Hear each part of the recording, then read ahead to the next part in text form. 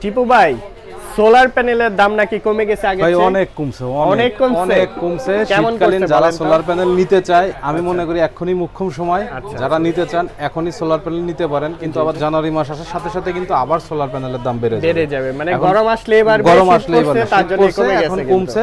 যারা নিতে চান, যারা আপনার হাইব্রিড সেটআপ করতে চান কিংবা বাসাবাড়ি হোম সিস্টেমে ব্যবহার করতে চান, আমি মনে করি এখন মোক্ষম সময়, এখন আপনারা কিনে নেন। ঠিক এই যে প্রথমে এটা হট আইটেম লঞ্জি 355 ওয়াট, প্রচুর চলে ভাই, প্রচুর চলে।